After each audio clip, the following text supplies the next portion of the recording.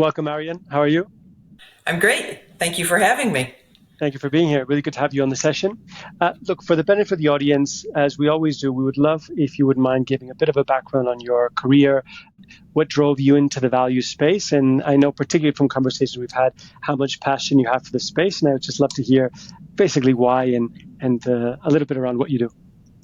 Sure. I'll start pre-value because I had a career in sales and I was successful. And then I moved up into sales management. I ran a branch in Manhattan for MCI Telecommunications. And so I thought I was a really quite savvy salesperson. We were successful.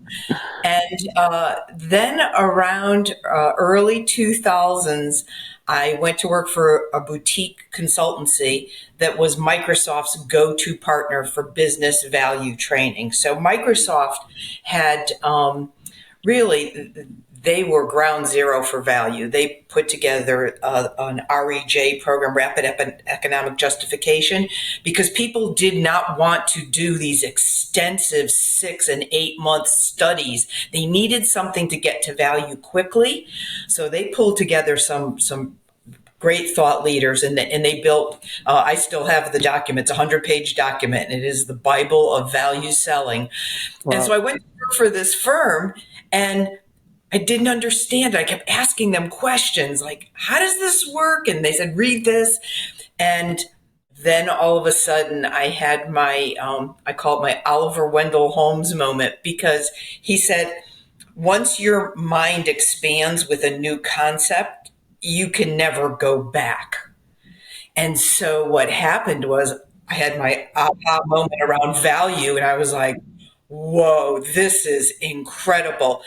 And so I spent a number of years teaching it, going around the globe, working with some of Microsoft's, top enterprise sellers. And then I thought, I wonder if this really works. I'm academic, sort of. I'm teaching.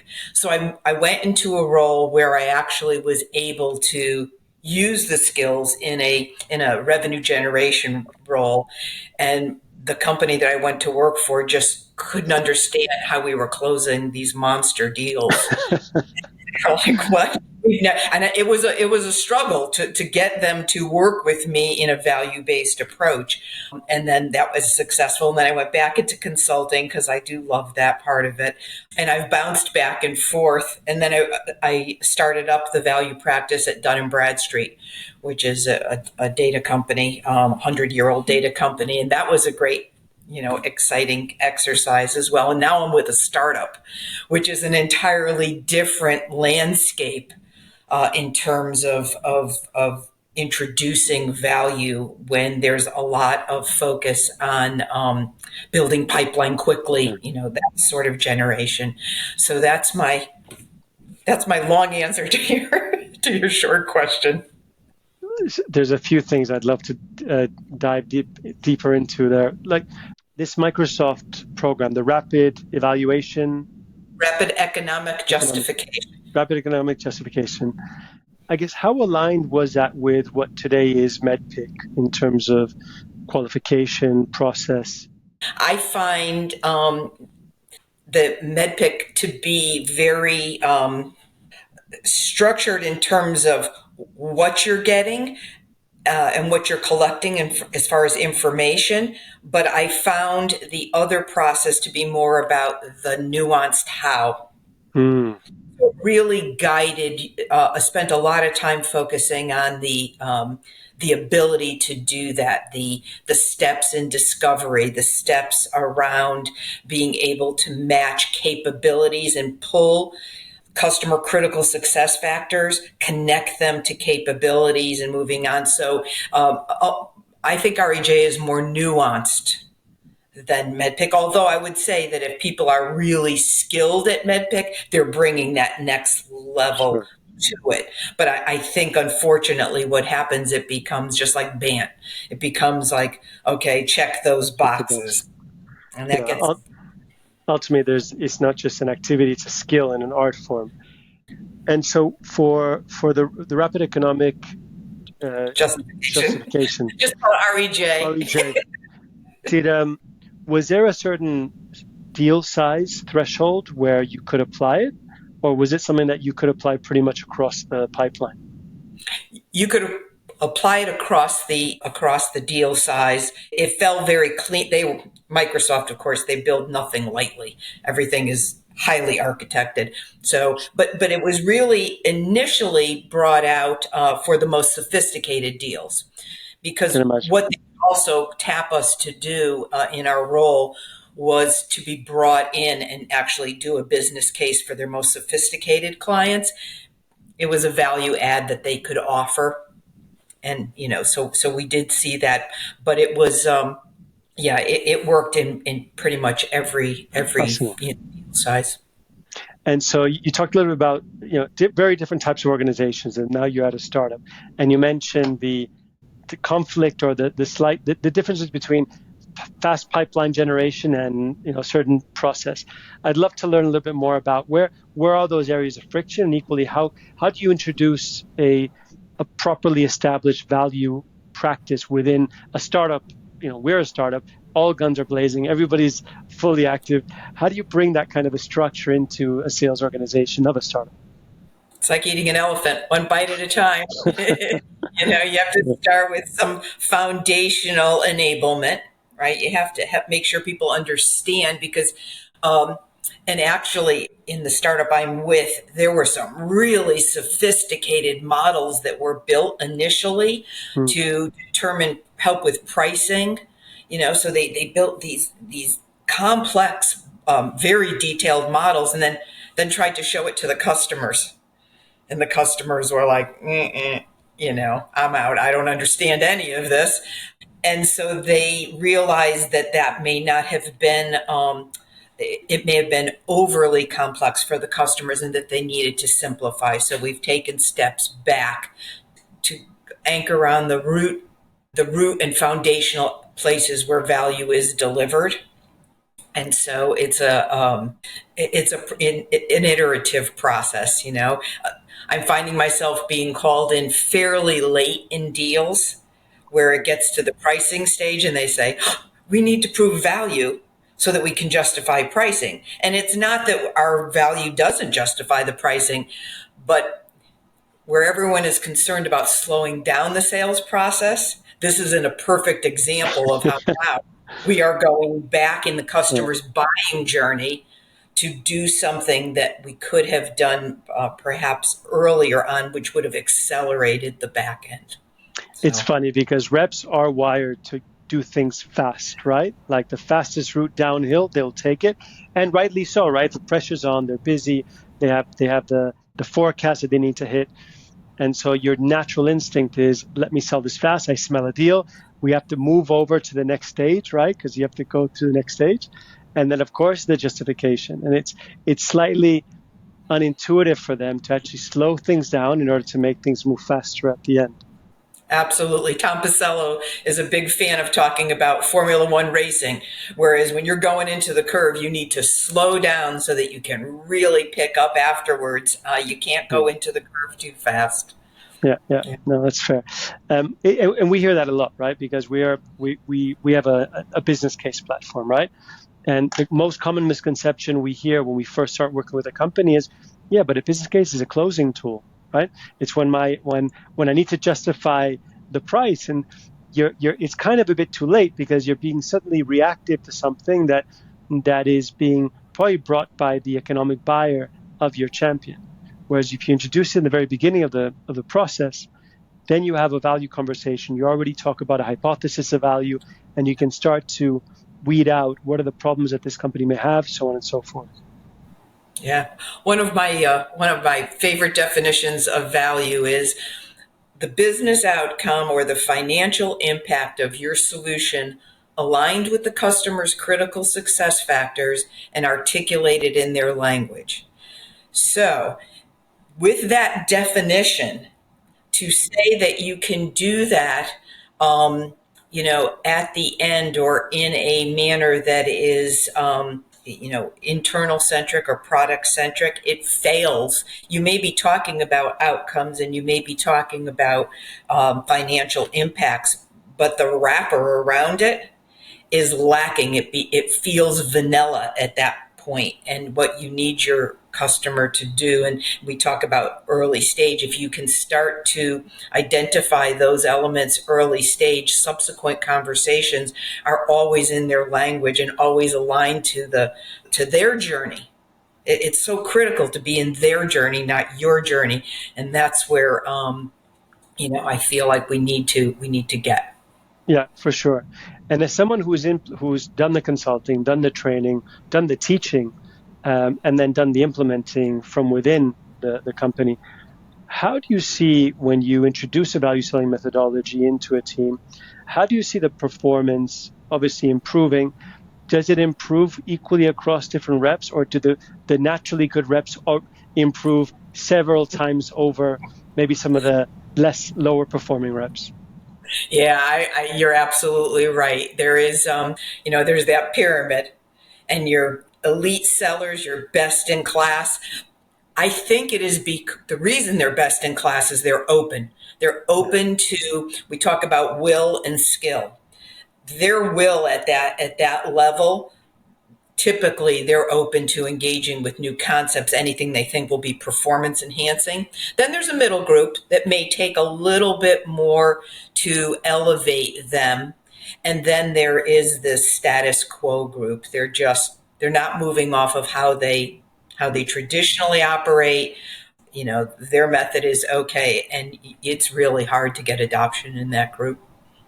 how long do you think does it usually take for a team to properly adopt a new methodology? I'd say 8 to 10 months. Wow, Yeah.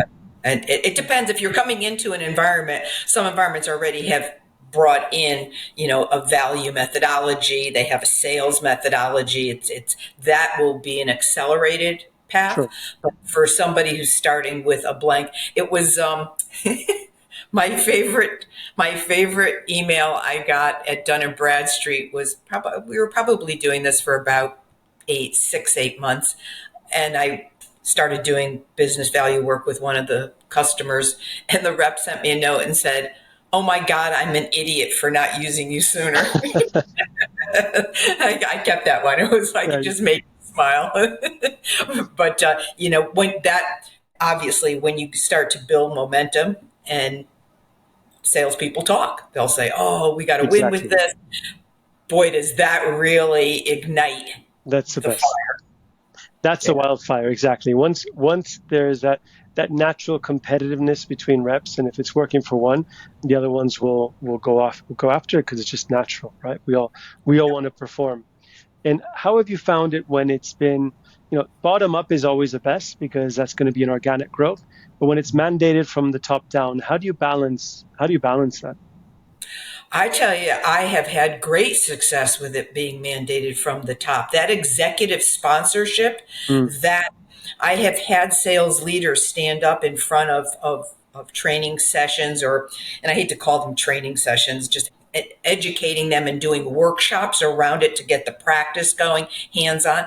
When they lead with their commitment to accepting this as part of their methodology, and that they have an expectation that people will make the effort, and then they'll see the fruits of their efforts. I find that it really does make the pathway easier. When upper management does not understand value, yeah, no, uh, it just doesn't work. it's rough. It's rough. You're fighting for a champion at a level that really doesn't have a lot of authority. You need a cultural integration across the business.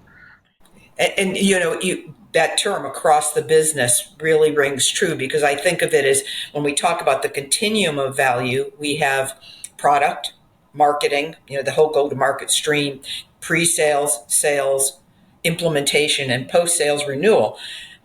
You want value to Cross. be consistent across that for two reasons. One is repetition helps people involved stay skilled in it because they do it frequently. And it also helps, in my opinion, helps the customer build trust.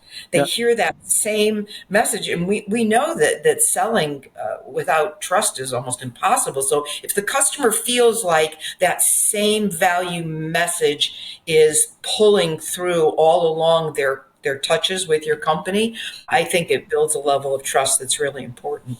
that's a really good point. That internal alignment, that sense that everybody within the organization is aligned, it gives more credibility to the values that are being presented. Yeah, precisely. How do you see, because we've gone through quite a bit of change over the last 5 years, from an economic boom to a very different macroeconomic scenario to a lot of changes these days as well. How have you seen the uptake, the interest in value as a practice within a sales organization change or evolve over the period? I have an interesting seat too as being in an industry right now in healthcare, Yeah, which is between COVID, which just blew things up, and now from a policy standpoint, what's happening policy wise, government regulated industry, super complex. What I'm seeing in the landscape of technology solutions is that some are going heavy into value and others still remain mired in peaches. techno. You know, they're just product, they're pushing it as hard as they can and trying to pick up. There'll be winners and there'll be losers. And as far as I'm concerned, the losers will be those that don't embrace value. And of course, to your point about the economic situation, whenever there is a tightening of the belt, it becomes that much more Totally. important to justify what you've got. And I always look at behind the scenes in my mind. I'm saying there's only X amount of dollars, and everybody's fighting for that pool of dollars. Now, maybe in a fiscal year, you've been assigned a bucket that you get to do something with. But next year, if you haven't either used it wisely or used it at all, it goes to someone else, and that's where the business case, in my mind, really becomes the linchpin to securing the funding that you need to get these things done. And the way that I interpret value selling or value as a whole, it's really about buyer enablement. Because if you're consulting your buyer, a lot of the time we find that the buyer may have never even bought your category before. They may not know how to buy or what they've been tasked by somebody within the organization to find a solution. And so that rings like the whole three whys, right? Why this, why us, why now? But at the same time, you also need to build a relationship with the buyer. They're not going to tell you, help me buy, but they will be, if you establish a value discussion with them based on their pain points as opposed to your features, you start to craft genuinely, how can I help you buy better from this overall space? And if it happens to be our solution, which obviously we want it to be, and it gives you the most value, then that's where we'll land. Yes, and the buyer that gets that is on the receiving end of what you just described, that partnership, Yeah. they will be the ones who don't ghost you Yes. because they need you. The Yeah. value you bring as a guide is something that they don't see traditionally necessarily. And so if I'm going to buy from a seller, I'm going to pick the person who I think is going to help me in the buying process, Exactly. not just the product itself. Let's say all products are the same, and unfortunately, I see a lot of sellers struggle with getting, we call it like getting to the second date.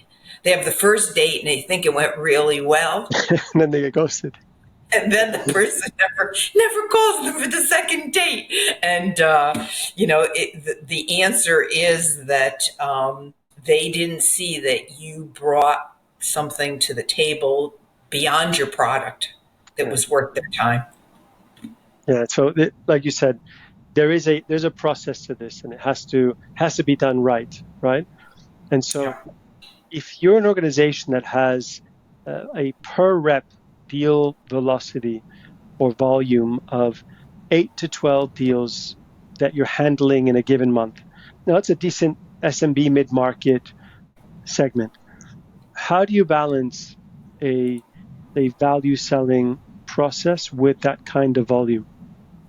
Yeah, you have to have some sort of technology that Yeah, supports that. To ask them, there's no way that you cannot have a scalable or reproducible. It needs to be customizable. It always has to be in sure. that buyer's language, and it has to align to their critical success factors. So those components have to be in place in the supportive technology. But to try and do that as a single, customized step with that volume is almost impossible. But the good thing is at that volume, there tends to be a lot of repeatability, right? Because it is, or you find those patterns and you go after those patterns, right? Yeah, talking about the aha moment, I had a mid-market seller who attended some training, and we gave him some tools to use, some reproducible technology to use. And to your point of how do people adopt, he took that thing and he was unstoppable. He was closing business left and right. He had Yeah. just found that, and he was able to use tools to hone his skill and then be repeatable. Well, we find whenever we introduce Simbi into an organization, finding that small handful of reps who, one, are fully vested in this solution, and two, have the respect of their peers, that can be the ones that actually demo our solution to their peers. It just makes all the difference, right? Because they speak from their own context, their own Right. experiences, and they can share how they're finding the tool useful, and that gives a lot more credibility. Yeah, no, absolutely. The respect of the people who are the top producers or who carry a lot of gravitas inside their team. They're your best advocates for getting this thing to move more quickly. And so, in your experience in various different roles, I'd love just anecdotally, what are some of the best mess ups you've ever you've seen in a team on a deal, either by skipping processes or is there anything that comes to mind? I know I'm Oh, putting you on the spot here, but you don't need to wow. mention names, of course. It's funny. We were on a call with the current team, and one of the persons said she kept a log of her mess ups Yeah, because everybody thinks about their wins. They got their trophies, they've got their things, but she said she kept because she hated that's great. losing. But that's a good indicator of a good rep. It is a good indicator of somebody who really wants to win. Let me think back to, well, it's a while ago, but what we missed on the deal with the account was that there was a disastrous political misalignment. Hmm. There was no, when you talk about those critical success factors, it was like a push me, pull you contest. There were things that we missed, signals that indicated that within the organization, as much as we proved value, what was value to one person was not value to another stakeholder, and both had significant influence in the buying decision. So you have to, it's funny, I just posted on LinkedIn a couple of weeks ago. I've been doing my lessons in discovery Yeah, because I keep saying there's no ROI without why. It's yes, just that, to me, I has love to it. exist in with good quality capabilities. And one of the things is every customer has an iceberg, right? It's lurking below the surface. You can live in ray of hope syndrome and pretend that iceberg isn't there, but you will hit it eventually. And if you hit it too late in the sales process, you Yeah, either it derails your deal, and also it's time wasted. If it was an iceberg you were never going to get around, to me, disqualifying customers quickly is a hallmark of really good sellers. totally. When you can tell that this deal is not going to go, and you're not going to put a lot of cycles into it if you're smart. So I've been guilty of the same mistake several times of of not having total clarity as to who is the economic buyer. Being very sure that the person I was dealing with, because of their title, had budget, and also having been shared that it was their budget. One thing is when somebody says it's their budget. Another thing is when they have to go and get approval for that spend. Very different. Yeah, that's a tough series of questions. It takes a Yes, confident seller to nail down what does the buying process really look like and to gain yes, access to procurement or finance. I remember the first time they sent me go to finance and have a conversation with the CFO. And I was young then, and I was like, I don't know what to say to a CFO, but I thought, well, I'll use it as a learning experience and just used a lot of open-ended questions and a lot of direct questions. And then each time I was then involved with finance, my acumen had grown sure. where I could have legitimate conversation where I maybe was bringing something to the table. But it's very rare to see people ask for access to those individuals. They don't see them as part of the buying process. And to me, all right, I know it's not a mess up, but it's a plus. One time I went to the finance group and said, do you have a template that you use? They were like, yeah, of course we do to rate and I said, can we work from that and then you won't Perfect. have to transcribe? They were like, have at it. And I come back to the team and they're like, how did you get this? I'm like, they don't want to double the work. Of course not. Yeah, If you can use their format, why would you not do that? And so, yeah, it's just it's the confidence to ask for access to those kinds of individuals that can't say yes, but boy, can they stop the process.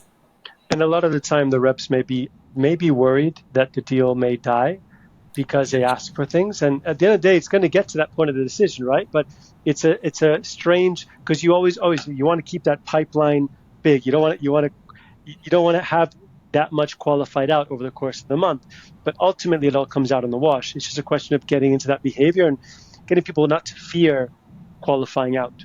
Yeah, it's communication skills. It's a combination of communication skill. I listen to a lot of and over my career, I've listened to a lot of recorded calls or sat in on calls where people will say things like, "Do you think we could?" and maybe, or "I think," and it drives me insane because it doesn't instill confidence that you're guiding the buyer. This is how your peers typically do this. This is what we see as an organization that handles, customers your size, and building that confidence that the customer sees you as a, credible source, a trusted advisor.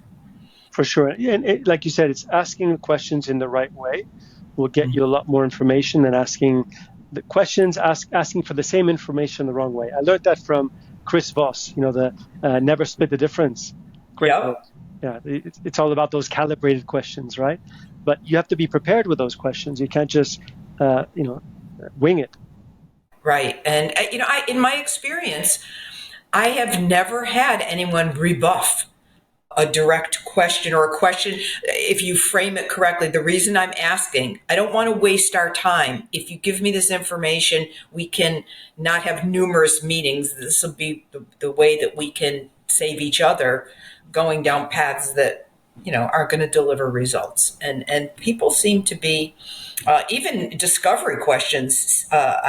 We did an entire training event on how to set the table. And we recorded one of the better sellers at Dun& and Bradstreet. And he sat down with the customer and he said, if you will give me 15 minutes at the start of this meeting to understand what's driving you to have me here today, then we won't have to, kind of meander down paths that don't yield. And are you comfortable with that? And they were like, absolutely, ask away. And what he was able to garner in like 15 minutes I love it. completely laid out the business case. It was like, it was amazing to watch. So, yeah. I'm going to use that. I love that preparation. If you'll give me 15 minutes just to assess and understand better, it'll be a much more fulfilling conversation. And equally, we'll understand after those 15 minutes, if it's worth continuing, right? For both parties. Yep. For That's sure. brilliant. I love it. There's always something new to learn in this space, right? It's a continuous process. Yeah, I think that I always look for people when I recruit value based selling. I don't ask them about value based selling. I watch for curiosity. If they are not innately curious and a learner, you can't be Yeah. a good value seller. You just can't. No, because you got to peel that onion, right? You got to keep Yep. peeling it. Fascinating. Yep. Really, really cool. Marian, two final questions for you, as we always ask. In your various experiences, both in teaching, in applying, or practicing it, and also within the startup, who is the best business value consultant or value engineer you worked with in your career? And I'm sure everybody says it's their mentor, the person that first opened that door. So that would be Bernie Lawrence. He just had a way about him. And I think he was the one who, his approach was structured, but yet just really confident and just really curious. And he was so confident he would let the customer take control of the conversation and go where they needed to go, and then gently guide them back. It was quite masterful to watch. Those mentors are so influential in our careers oftentimes. Amazing. Yeah, he's a terrific guy. And in terms of account execs or sales reps that you've worked with alongside? As I said, I got to travel the whole world and see all levels of salespeople. But Nadal Arbashar, out of he was in Saudi Arabia. He could take the most complex solution and the most complex customer and evolve it into a simply beautiful value story. It just was amazing to see him be so laser focused on the critical elements of the technology solution and the critical needs of the customer and thread them through crisply and kind of in a just masterful way. So yeah, and it's funny. I met him probably 2006, and we still are friends. I just love watching his career. He's now, Amazing. big dog, but Amazing. Those are really inspirational people, always. yeah, they're Brilliant. fun. Marian, thank you so much for your time and for the really exciting conversation today. It was great. Thanks for having me, Martin. Pleasure.